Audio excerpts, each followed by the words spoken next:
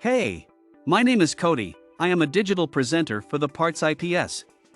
Today, I am going to talk about Whirlpool cover part #W10827914. Whirlpool cover part #W10827914 is a replacement part for Whirlpool washers. It is a white plastic cover that fits over the top of the washer tub and helps to protect the internal components from dust and debris. The cover also helps to reduce noise from the washer during operation. This part is compatible with several models of Whirlpool washers, including models WFW75HEFW, WFW90HEFC, WFW95HEDC, and WFW97HEDC. It is important to check your model number before ordering this part to ensure compatibility. This part fixes the following symptoms.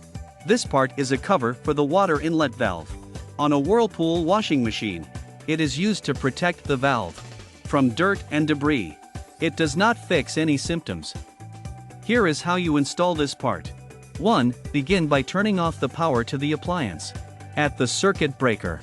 2. Remove the screws that secure the old cover to the appliance. 3. Carefully remove the old cover and set aside.